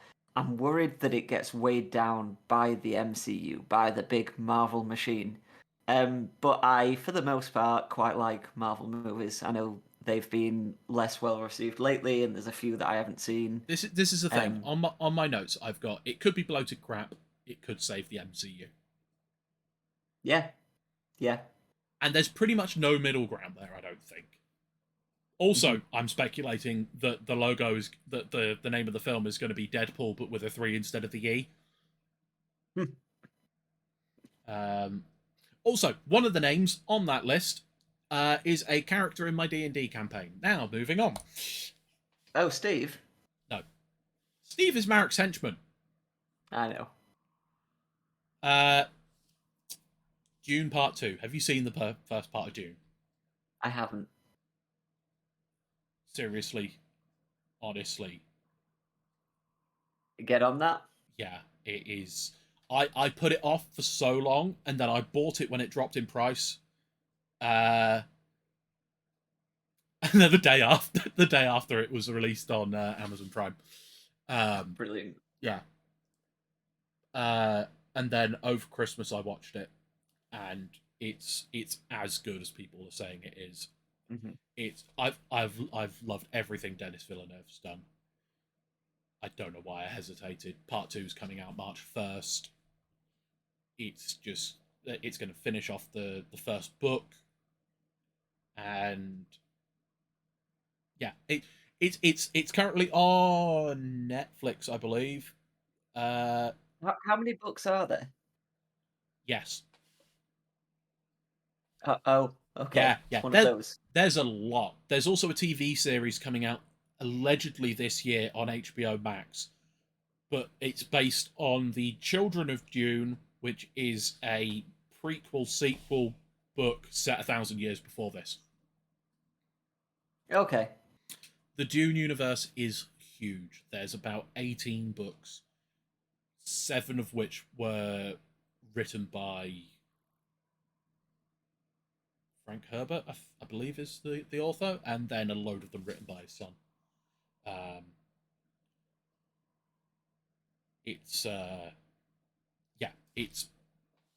It's good, and they are planning on doing the next 2 books as well as films.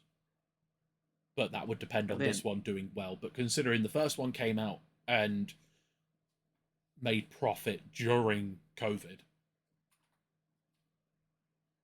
Yeah, it's you need to big get deal. on it, and March 1st, I'm going to be in a cinema somewhere watching this. So in a decade, we'll have the same number of Dune films as we do Star Wars films. No. No, we won't have 6 Dune films. There's more than 6 Star Wars films, you numpty. Should we move on?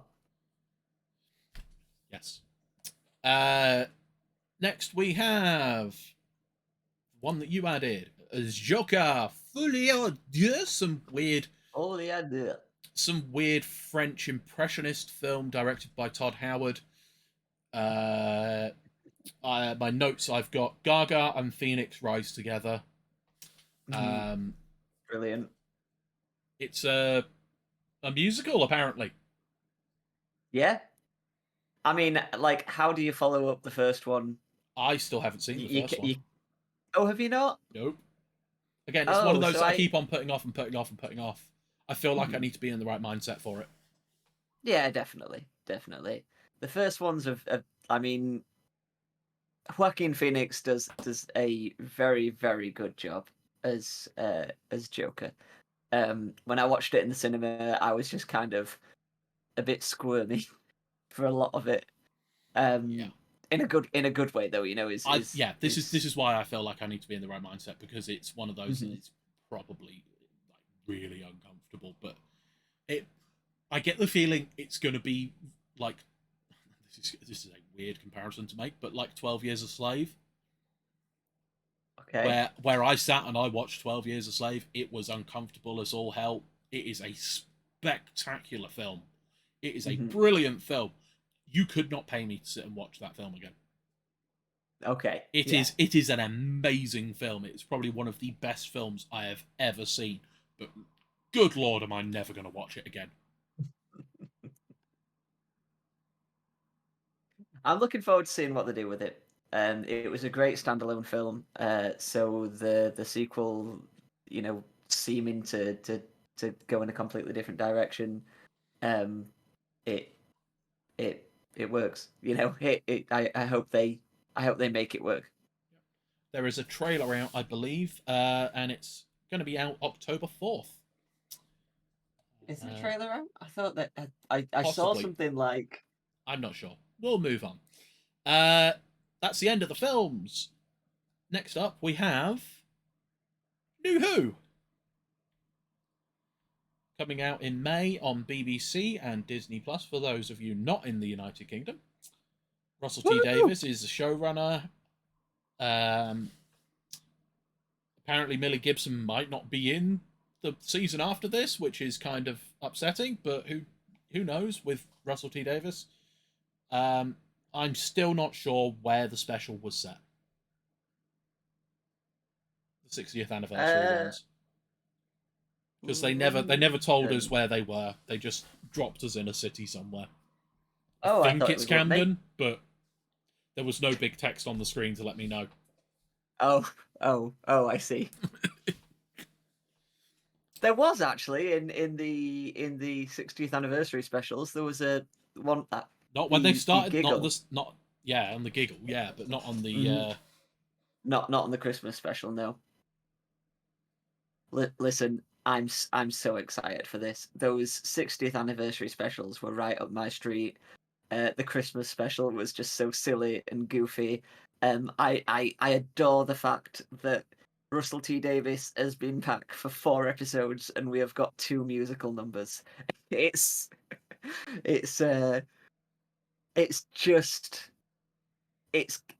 good to be excited about new Doctor Who again, and not even ironically excited about it, like genuinely excited. So one thing that I did notice when I was putting this together, have you noticed that the current TARDIS is your colour scheme? Oh my god, it is. Yeah. I mean, it's white and silver, isn't it? So then the RGB lights just change colour, right? To whatever. Who knows? Who knows? But this picture very much does Yeah. blend in. Yeah. Maybe I need to cosplay as Ruby Sunday. I'm so glad you said Ruby Sunday. Because one of those is not okay. Right. Next is the final TV show and the final part of this movie's TV section, and that is Has Been Hotel, which is an A24 produced animation about the Princess of Hell, who opens a hotel to rehabilitate people in hell. Have you watched any trailers or anything for this? I have not watched the original pilot, which was out in 2020. It's been in production for a long me time. neither. I've seen a lot of good things about it. It's probably one of those shows that I'm going to sit and watch in its entirety. This came up on my TikTok just out of nowhere, just like as I was scrolling through, and it's a musical, and it's like very goofy and campy, but also like very sort of adult animation humor, but like it just looks really, really fun. Really fun. I mean, it's a musical, you know. Yeah. Not what I'd expect. And produced by A24, who do the weirdest independent films. Oh yeah. Yeah, like weird out there independent horror films. So yeah, yeah, looking forward to that. Oh, they did Midsummer. Okay, yeah. Right. Yeah, I'm really looking forward to watching it. So that's out now on Amazon Prime. Our next section and final section. Board and card games. Also known as Sam Talks About Magic for 20 minutes. I'll cut it down to like 10 minutes, don't worry. But before we get to Sam talking about magic, I want to talk to you about LEM. Space Agency. This is a cat space game that is out now. It came out earlier this month. It's a 45 to 60 minute game for up to 5 people about cats conquering space. And just from the artwork and what little I've seen of it, which I've seen a fair bit, it looks amazing. It's about 20 or 30 quid on Amazon right now. But it just looks like my kind of game. At some point I will probably pick it up and then force people to play. I mean, I'd love to come over and play. I'm always up for a board game night. Yeah. Hey Dan, guess what? What? If I had a quid for every game where you play as a cat that we've been through today, I'd have £2, which isn't much, but it's weird that it happened twice. It's really not that weird. Oh, one of the key things from this game is you get cat-shaped astronaut tokens. Oh, wonderful. Yep. I don't know who I'm more vibing with. The sassy cat on the right with the pink suit, or the cat with the spatula on the left. Oh, well, I'm obviously the cat with the spatula on the left, so... Oh, okay. I thought you were middleman leading the way. Oh.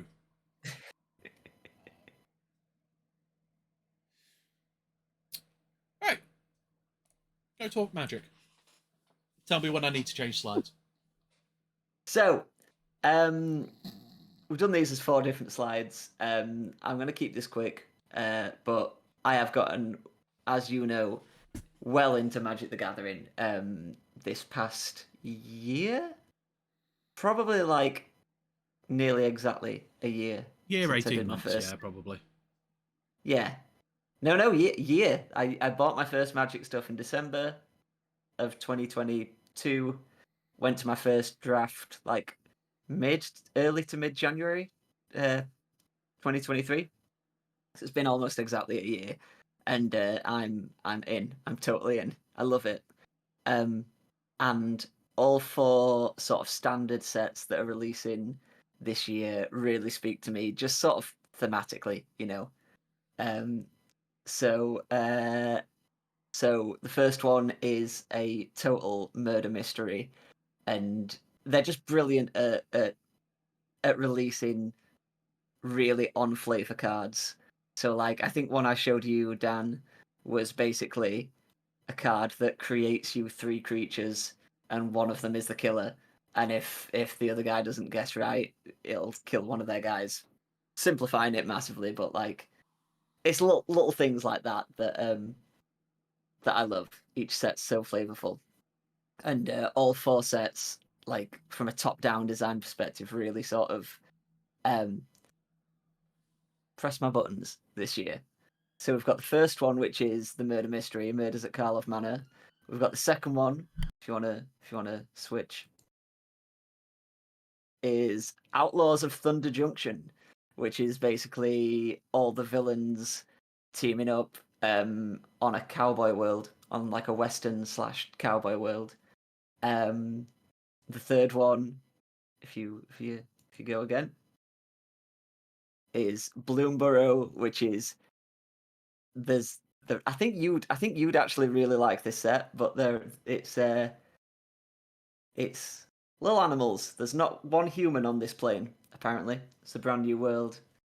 And yeah, it's little animals going on little adventures. And then the final what were you gonna say? Little mousies. Little mouses with little swords fighting big hell wolves. Apparently. And then the last one is Duskmorn. They're coming out of the walls! Yes. It plays on like sort of modern horror tropes and it's like a haunted house sort of set. Question. That big one in the middle. Is that Donald Trump?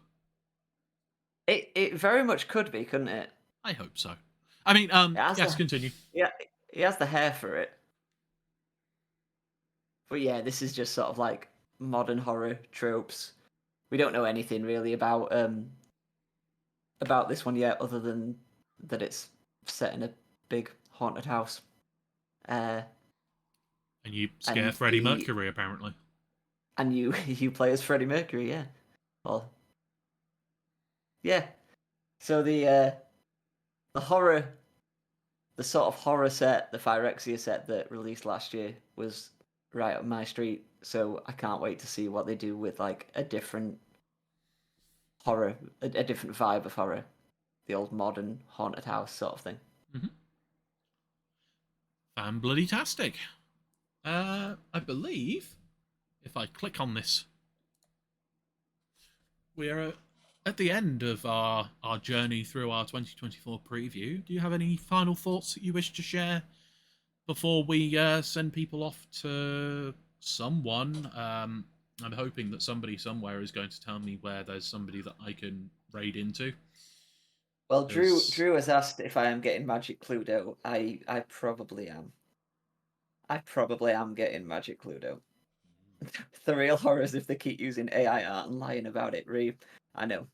I don't think it's happening on the cards, but also there has been stolen card art and everything like that. There's lots of controversies right now. Plus, their new logo sucks. Plus, they're laying off employees after making loads of profit. It's yeah, because they can produce stuff with AI art, but that's not what we're talking about. No. Don't buy Magic cards, everybody. Don't pre-order video games. Sorry. Any other final thoughts?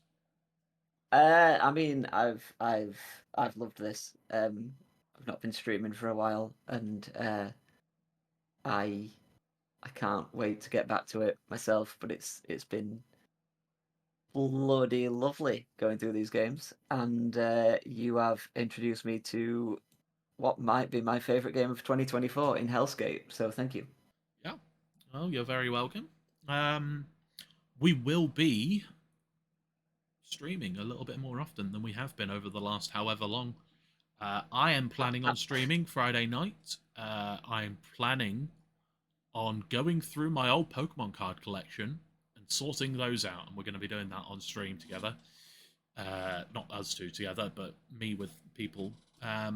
And then from there, we'll see how things go. I've got a couple of things in the pipeline that I want to be doing. And I know you do as well. I certainly do. I mean, Magic streams are happening, so yeah, that's the thing. Both like physical stuff and digital stuff. So and indeed. more gaming stuff, more us two chatting about stuff, more us two playing things together, possibly Pokemon. Yeah, definitely. We've definitely got things in the works. Right. Do you have anybody who you wish to raid on over into?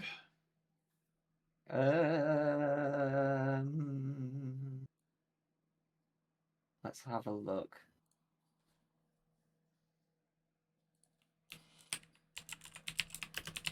There's a few people live. Cool. I don't have any. I mean, I do have people live, but they're big streamers, and I don't think they'd appreciate it. Can you remember Alonso? Alonso is streaming Assassin's Creed right now. Yep. What's the doobity doop doop? There we go. That should be it in the Discord chat. Oh, but that means I have to break your camera to look at it. Oh no. How do I do this? Oh, you're big. I'm sorry, Sam. You're big. I'm big. Yeah.